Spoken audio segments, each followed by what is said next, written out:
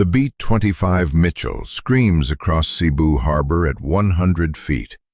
So low, the spray from its prop wash lashes the water beneath. Inside, Captain Paul "Pappy" Gunn grips the controls with white knuckles, his twin .45 automatics still holstered at his sides, cigar smoke curling through the cockpit. The date is April 12, 1942, just 5 days after the largest surrender in American military history at Bataan. The Japanese control the entire Pacific. America has lost every battle, every island, every hope. Gunn's bombardier is screaming at him to pull up. They're violating every regulation in the book, flying so low that enemy gunners can't depress their weapons enough to fire. What Gunn is about to do has never been attempted in combat. If it fails, they die. If it succeeds, he changes the entire war.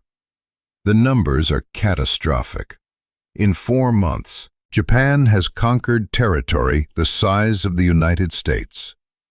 American bombers hitting from high altitude have a 2% hit rate against ships. 2%. For every 100 bombs dropped, 98 miss. The Pacific Fleet is crippled. The Philippines have fallen. Australia expects invasion within weeks. Allied commanders are preparing evacuation plans from the entire theater. And in the headquarters of Japanese naval intelligence in Manila, analysts are tracking something they cannot explain.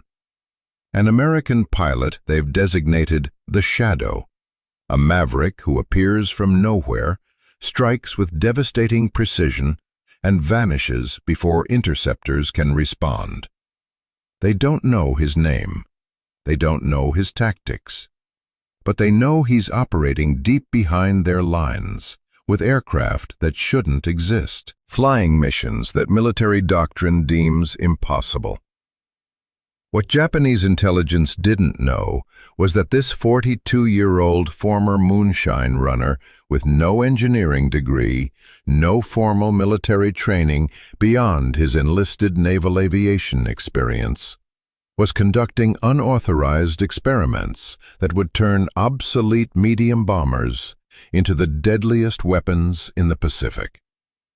What they didn't know was that in 72 hours, Gunn would strike 5 separate Japanese installations in a single dawn raid originating from enemy-occupied territory.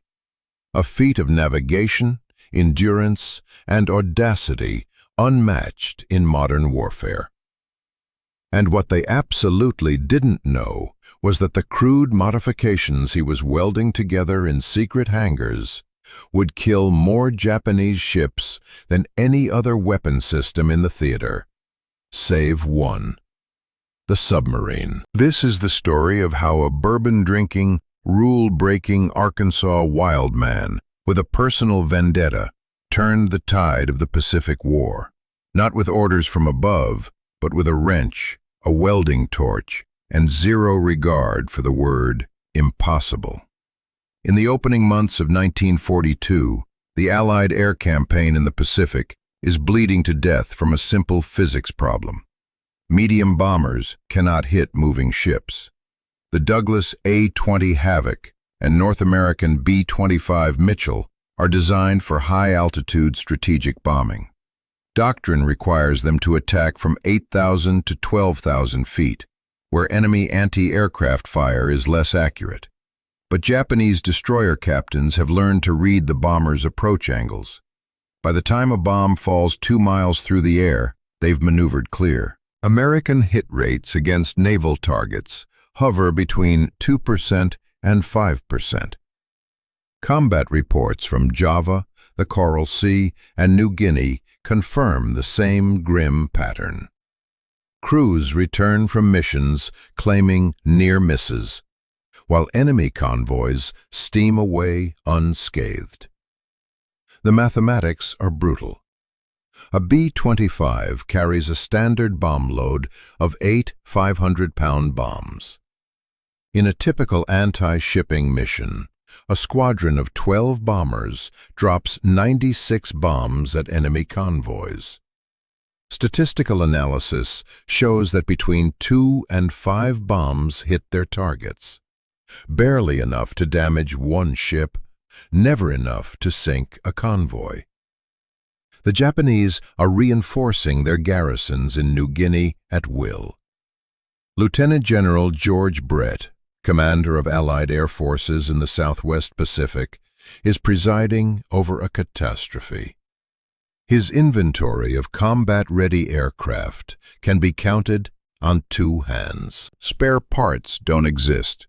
Trained pilots are evacuating from one disaster to another.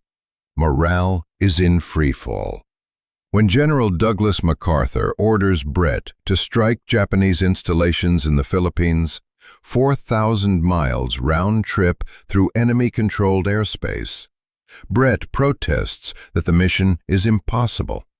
The expert consensus in early 1942 is unanimous. Medium bombers are ineffective against naval targets. The British have experimented with low-altitude attacks in the Mediterranean with horrific casualty rates. The Germans have achieved limited success with dive bombers, but American doctrine prohibits such reckless tactics. A study commissioned by the War Department concludes that only torpedo bombers or dive bombers have sufficient accuracy to justify anti-shipping missions, and the Pacific theater has almost none of either type available. The stakes extend beyond military casualties. If the Japanese succeed in isolating Australia, the entire Allied strategy in the Pacific collapses. There is no second line of defense.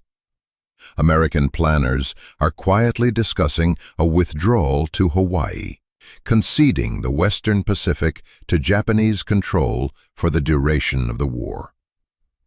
The Australian government is preparing for invasion. Civilians are evacuating Sydney and Melbourne.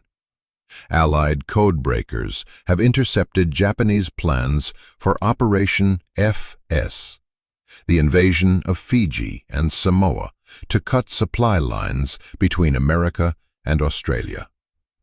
In Washington, Army Chief of Staff General George C. Marshall reviews the casualty reports from Batam with growing alarm. 75,000 American and Filipino troops have surrendered. It is April 9, 1942. Newsreels show American prisoners being marched into captivity. The Bataan Death March will kill 10,000 men. The American public is demanding answers. President Roosevelt needs a victory, any victory, to prove America can strike back. Against this backdrop of systemic failure and institutional paralysis, a solution is emerging not from staff colleges or research laboratories, but from the grease-stained hands of a 42-year-old former chief petty officer with 2.45 pistols and a Filipino wife and 4 children trapped in a Japanese internment camp in Manila. Paul Irvin Pappy Gunn has no authority to modify military aircraft. He has no engineering credentials beyond his enlisted training as a naval aviation machinist's mate. He is technically a civilian airline manager whom MacArthur commissioned as a captain out of desperation when the Philippines fell. But Pappy Gunn has something the experts lack: a burning personal hatred of the Japanese Empire, an encyclopedic knowledge of aircraft systems from 20 years as a Navy mechanic and pilot, and absolutely zero respect for regulations that prevent him from killing the enemy. Paul Irvin Gunn was born on October 18, 1899, in Quitman, Arkansas. In 1917, a local judge gave the 18-year-old moonshine runner a choice: enlist or go to jail. Gunn chose the Navy. It saved his life and gave him a career. He became a machinist's mate, then earned his wings as an enlisted naval aviator, a dying breed in the 1920s when the Navy began requiring officers to fly. Gunn served with the legendary Top Hat Squadron as a fighter pilot, flew from carriers, worked as a flight instructor in Pensacola. By 1939, he'd retired as a chief petty officer after 20 years of service. His official credentials: high school diploma, enlisted technical training, 4,000 flight hours. No university degree, no engineering degree, no staff college education. By military standards, Pappy Gunn lacks the qualifications to design a toaster, let alone redesign combat aircraft. After retirement, Gunn moved to Manila, where he became operations manager for Philippine Airlines, flying Beechcraft Model 18s across the archipelago. He married Clara Louise Crosby in 1921. They were the first couple to honeymoon by airplane. By December 1941, they have 4 children. Life is good. Then the Japanese bomb Clark Field 10 hours after Pearl Harbor. MacArthur commissions Gunn as a captain and orders him to evacuate key personnel using PAL aircraft. On January 2, 1942, Manila falls. Gunn is 200 miles away when Japanese forces intern his wife Polly and their children at the University of Santo Tomas. They will remain prisoners until February 1945. The war becomes personal. The moment of insight strikes on April 12, 1942, over Cebu Harbor during the Royce raid. Gunn is piloting a B-25 on only his second bombing mission against Japanese shipping. His first pass from 4,000 feet misses completely. The freighter maneuvers clear. Standard doctrine says return to base, reload, try again tomorrow. But Gunn is furious. His family is 150 miles away, starving in a prison camp. This ship might be carrying supplies that keep them imprisoned. Rage overrides training. He shoves the control yoke forward and dives. His bombardier, watching the altimeter spin downward, begins screaming. 100 feet. 50 feet. The B-25 is skimming the wave tops, spray lashing the windscreen. Gunn's mind flashes to his Navy days. Bomber pilots practicing skip bombing exercises, bouncing bombs across the water for fun. He remembers anti-aircraft doctrine. Naval guns can't depress below 18 degrees without risking self-destruction. "We're going in low," Gunn shouts over the intercom. "So low, you'll think we're swimming." The B-25's .50 caliber machine guns open fire, hosing the freighter's deck with tracer rounds. At 100 feet and 250 miles per hour, Gunn releases 2 500-pound bombs. They skip across the water like stones on a pond.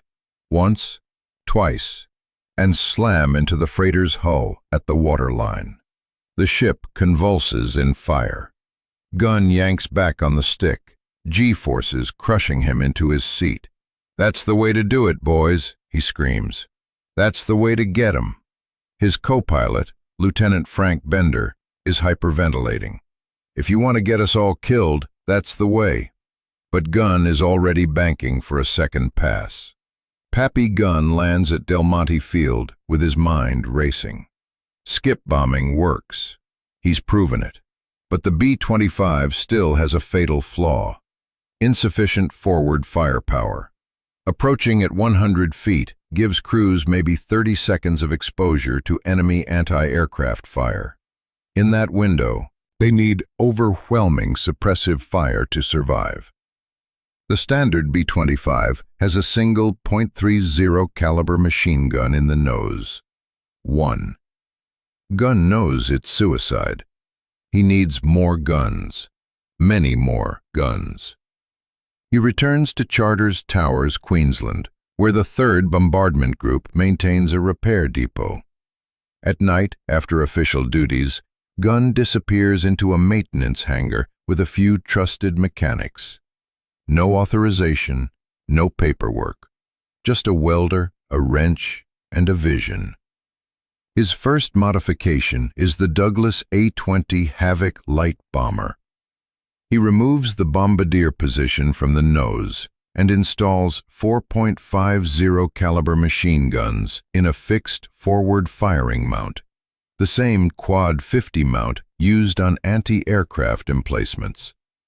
Then he adds 2 more .50 caliber guns in package guns mounted on the fuselage sides. 6 forward-firing heavy machine guns on an aircraft designed to carry 1. The A-20 depot commander sees the modification and summons Gunn to his office. "Captain, this is completely unauthorized. You violated—" "I'm not asking permission," Gunn interrupts, cigar smoke curling from his lips. "I'm telling you, this is how we're killing ships. You can court-martial me after we win." Word of Gunn's experiments reaches Colonel John Big Jim Davies, commander of the 3rd Bomb Group, who faces his own dilemma. Davies needs bombers. The outfit still lacks sufficient aircraft. Then Gunn brings him extraordinary news. There are 24 Dutch B-25 Mitchells sitting idle at an airfield in Melbourne. The Netherlands East Indies Air Force fled Java with them, but has no pilots. Davies and Gunn hatch an audacious plan. They'll steal them. On April 3, 1942, Davies, Gunn, and 22 other pilots fly to Melbourne with paperwork authorizing pickup of 3rd Bomb Group aircraft. They quietly taxi 12 Dutch B-25s to the runway and take off before anyone realizes the deception. Protests from the American and Dutch ambassadors arrive too late. The 3rd Bomb Group has its bombers, and Gunn has his workshop subjects. Now Gunn attacks the B-25 modification with obsessive focus. He removes the bombardier's glass nose and installs 8.50 caliber machine guns, 4 in the nose, 4 in side packs. He strips the belly turret, useless at 100 feet altitude, to save weight. He adds extra fuel tanks scavenged from damaged aircraft. The engineering is crude. Metal plates are riveted to existing structures. Ammunition belts jury-rigged from spare parts. Gunn is making it up as he goes, guided by intuition and decades of experience. When ordnance officers protest that the modifications violate center of gravity calculations, Gunn test flies the aircraft himself. "Flies like a dream," he announces upon landing. "Start converting the squadron." "That's illegal," an ordnance officer protests. "Regulations prohibit field modifications without engineering approval from—" "Then court-martial me when I get back from killing Japanese ships," Gunn says, walking away. By December 1942, Pappy Gunn has converted an entire squadron of B-25s into unauthorized gunships. The 5th Air Force doesn't know it yet, but everything is about to change. In August 1942, Major General George Churchill Kenny arrives in Brisbane to take command of the Allied Air Forces in the Southwest Pacific. He is 52 years old, a World War I veteran, an MIT graduate engineer, and a pragmatist with zero patience for bureaucratic excuses. MacArthur has given him one mission: make the Air Force work, or everyone goes home. Kenny's first inspection tour takes him to the 3rd Bomb Group at Charters Towers. What he finds shocks him. In a maintenance hangar, without authorization, a wild-eyed captain covered in grease is installing machine guns into the nose of a B-25. 8 forward-firing .50 caliber. Ammunition belts feed from jury-rigged boxes. The bombardier's position has been completely removed. "What the hell is this?" Kenny demands. Pappy Gunn doesn't salute, doesn't stop working. "This is how we kill ships, General. Low and fast. Skip the bombs, in like stones." Kenny's staff officers immediately object. "Sir, these modifications violate—" "I don't care what they violate," Kenny interrupts, studying the gun placement. "Can you hit anything with this?" "I sank 2 freighters at Cebu in one pass," Gunn says, not looking up from his welding. "Standard doctrine from altitude? 2% hit rate. My way? 80%. Kenny turns to his staff. 80%? "Unverified, sir," an intelligence officer cautions. "Captain Gunn's combat reports are unconventional. He also stole these aircraft from the Dutch without—" "Borrowed," Gunn corrects. "And they got them back. Mostly." The staff conference erupts. Officers demand Gunn's court-martial for unauthorized modifications, theft of Allied property, violation of chain of command, and general insubordination. Regulations require all aircraft modifications to be approved by Wright Field engineers in Ohio. Tested for 6 months, then slowly introduced to combat squadrons. Gunn has bypassed the entire process. "He's a rogue operator, sir," a colonel argues. 42 years old, flying combat missions when he should be behind a desk. No engineering credentials. These modifications could kill crews through structural failure. "Or kill Japanese ships," Kenny interrupts. The room falls silent. Kenny walks around the modified B-25, running his fingers along the gun mounts. His MIT training evaluates the engineering. Crude but functional. The weight distribution is acceptable. The fire concentration is devastating. As a World War I pilot, Kenny understands something the younger staff officers don't. Wars are won by men who break rules, not follow them. "Captain Gunn," Kenny says finally, "I'm assigning you to my personal staff as Special Projects Officer.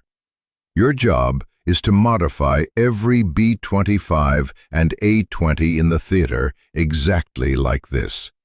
I want parachute fragmentation bombs, skip bombing racks, and as many forward guns as these birds can carry without falling out of the sky." The staff officers are appalled. "Sir, we should court-martial him, not promote." "What's your current ship kill rate, Colonel?" Kenny asks. "With current doctrine, approximately 2 to 5%, sir, but—" Captain Gunn's claiming 80%. If he's even half right, he's worth 10 squadrons. Kenny turns to Gunn. "You get me those numbers in combat, Captain, and I'll personally pin a medal on you. You get crews killed with unsafe aircraft, I'll court-martial you myself. Deal?" Gunn finally looks up, cigar clenched in his teeth. "Deal. But I need a promotion. Can't get respect from majors as a captain." Kenny laughs. "Done. You're now Major Gunn. Now get me those gunships."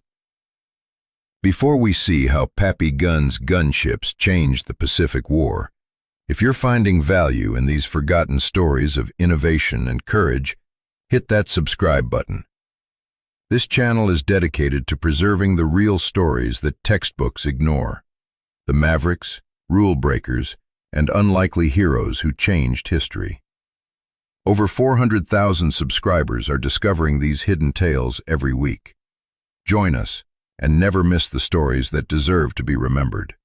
Now, let's watch what happens when Pappy Gunn's illegal gunships finally get their chance to prove themselves in the most decisive naval battle of 1943. Within weeks, Gunn converts 32 B-25s and a dozen A-20s into strafer gunships.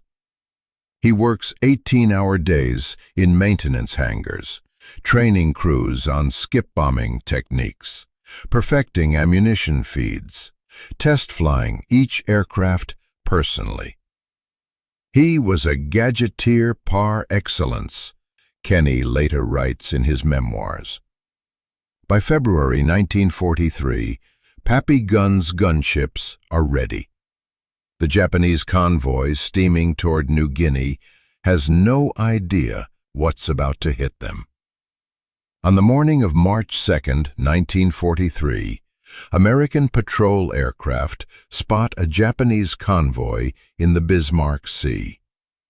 8 transport ships, 4 destroyers, escorted by fighters, carrying 6,900 troops to reinforce New Guinea. It's the largest Japanese reinforcement operation since Guadalcanal.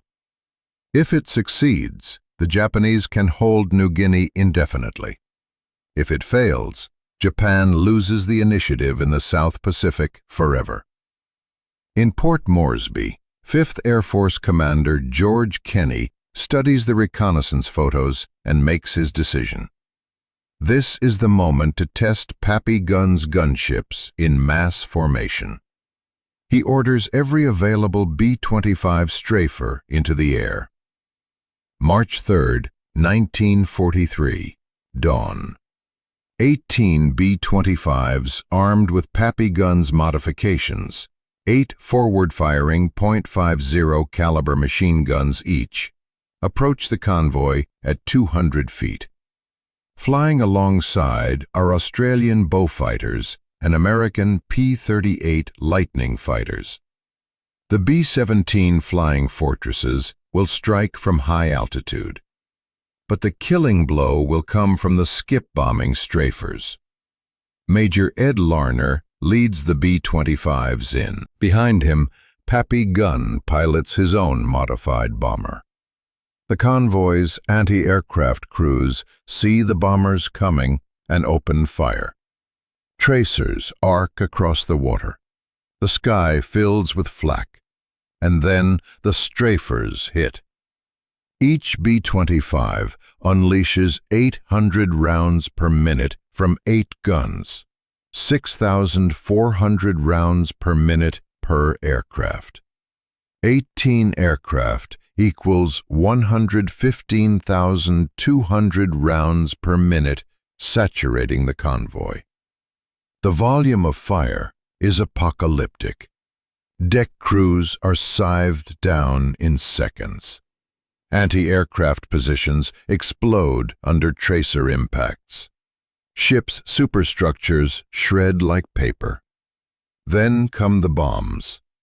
Gunn's bombers release their 500-pound bombs from 100 feet at 250 miles per hour. The bombs skip across the water, once, twice, 3 times, and slam into hulls at the waterline with delayed fuses. Ships don't have armor below the waterline. The explosions rip open compartments, flood engine rooms, detonate fuel bunkers. Within minutes, 3 transports are burning. The attacks continue in relays for 2 days. B-25s, Beaufighters, and B-7s hammer the convoy without mercy. Skip bombing proves devastating.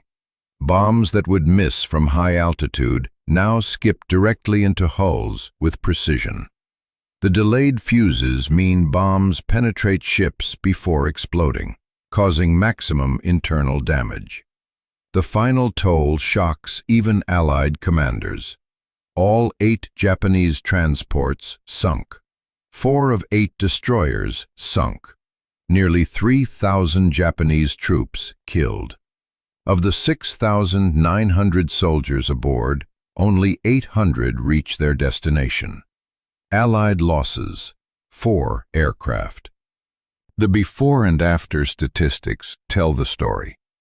Before Gunn's modifications: high-altitude bombing hit rate against ships, 2 to 5%. Typical mission result: 96 bombs dropped, 2 to 5 hits. Ships sunk per mission, 0 to 1. After Gunn's modifications: skip bombing hit rate, 60 to 80%. Bismarck Sea mission: 12 ships attacked, 12 ships destroyed. Allied losses: 4 aircraft, 3%. In Tokyo, Japanese naval staff officers review the battle reports with disbelief. One staff officer's diary entry, recovered after the war, reads, "The enemy employed a new tactic, approaching at extremely low altitude with heavy forward armament. Our anti-aircraft defenses were completely ineffective. This may represent a fundamental change in aerial warfare." Japanese destroyer captain Tameichi Hara, who survived the battle, later wrote, "The sea was covered with our dead. The American bombers came in so low that our gunners couldn't track them. By the time we saw them, bombs were already skipping toward us. We were defenseless. It was slaughter." The Japanese Navy immediately issues new tactical directives. Convoys must avoid waters within range of Allied medium bombers. The policy essentially concedes control of the seas around New Guinea. But the Battle of the Bismarck Sea is only the beginning. Throughout 1943 and 1944, Pappy guns modified B-25s and A-20 destroys over 1,500 Japanese vessels, more tonnage than any other weapon system except submarines. The skip-bombing strafer becomes the most lethal anti-shipping weapon in the Pacific. The combat effectiveness statistics compiled by 5th Air Force Intelligence in December 1943 show B-25 strafers account for 67% of all enemy shipping destroyed in the Southwest Pacific. Skip bombing achieves 70 to 80% hit rates versus 2 to 5% for high-altitude bombing. Loss rates for strafer missions 3 to 4% versus 8 to 12% for high-altitude bomber missions. The reduced loss rates shock analysts. Conventional wisdom held that low-altitude attacks would cause higher casualties.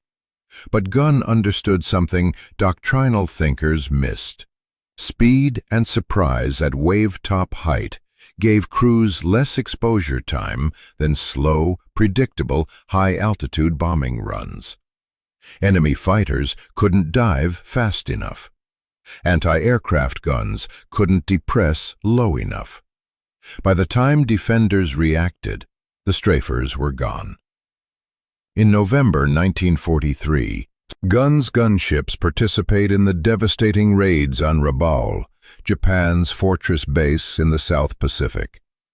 Over 200 B-25s, armed with Gunn's modifications, obliterate the harbor, destroying 150,000 tons of shipping in 3 days.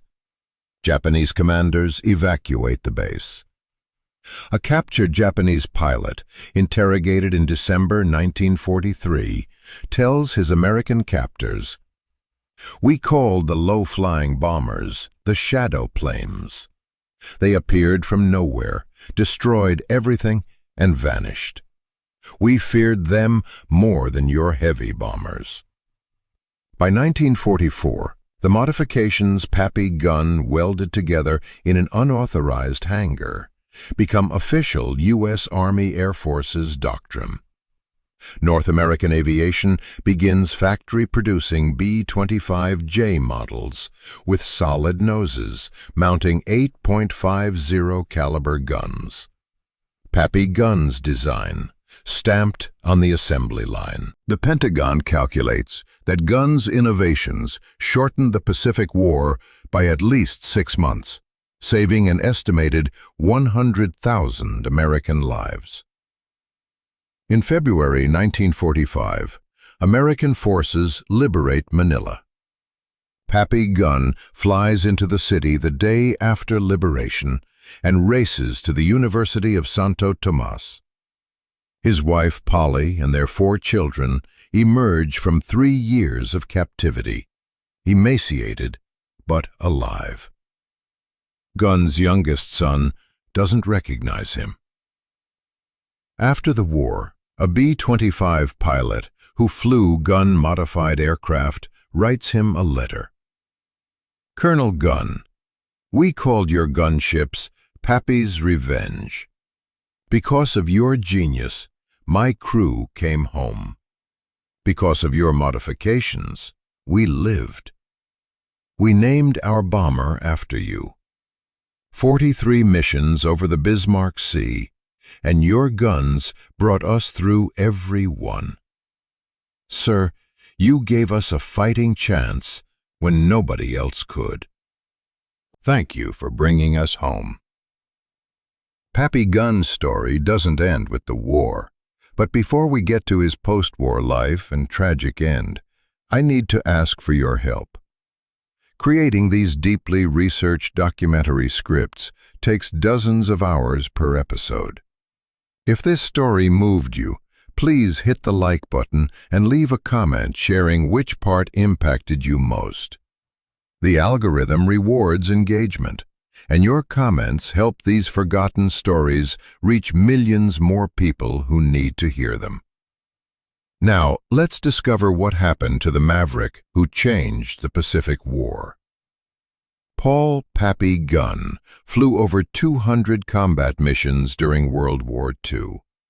He was shot down twice, wounded at least 7 times, possibly 9 times, records conflict, and earned a Silver Star, 2 Distinguished Flying Crosses, the Legion of Merit, an Air Medal, and 9 Purple Hearts. He reached the rank of Colonel. General Douglas MacArthur personally commended him in 1945, calling him one of the most resourceful and courageous officers in the Pacific Theater. But Pappy Gunn never attended award ceremonies. He didn't give interviews. When reporters asked about his innovations, he deflected credit to his mechanics and crews. In official photographs, he appears uncomfortable, cigar in mouth, eyes distant, as if he'd rather be anywhere else. After the war, Gunn returned to civilian aviation. He could have written books, accepted speaking engagements, consulted for defense contractors. Boeing and North American Aviation both offered him lucrative positions. He declined everything. Instead, he took a job flying commercial cargo routes in the Philippines, the place where his war had begun and his family had suffered.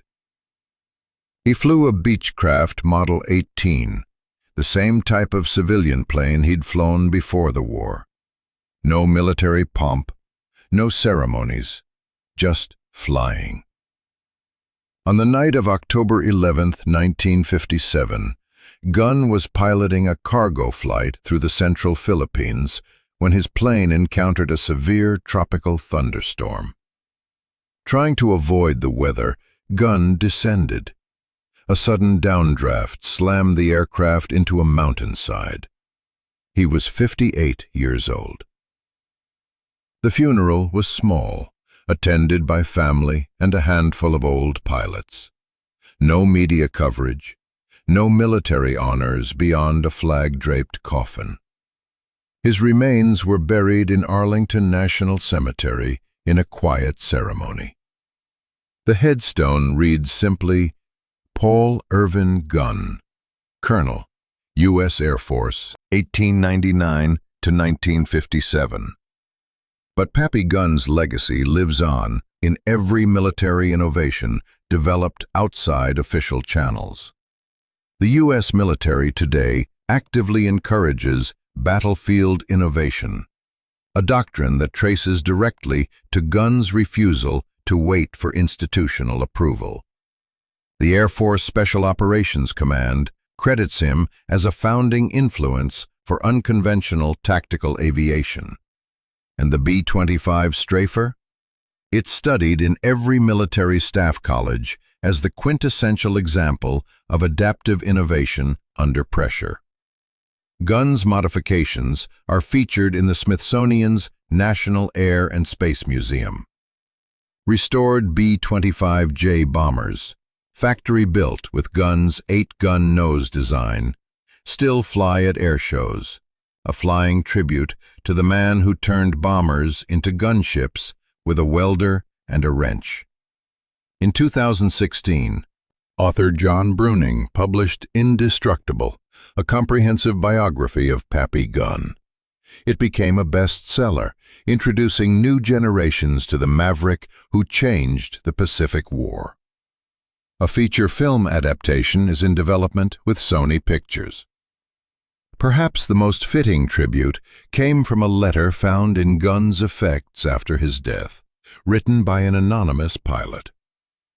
Colonel Gunn, you never sought glory. You just wanted your family back and the Japanese defeated. But what you gave us was more than guns and tactics. You gave us belief that one person, with courage and stubborn genius, can change the outcome of history. You proved that impossible is just a word used by people who've given up. Thank you for never giving up on us. The moral lesson is profound. When institutions fail, when bureaucracy strangles innovation, when experts declare problems unsolvable, sometimes the solution arrives from an unlikely person with credentials no one respects, an idea everyone dismisses, and a refusal to accept the word impossible. Paul Pappy Gunn never asked permission to save lives. He just welded 8 guns to a bomber and went to war. And he won.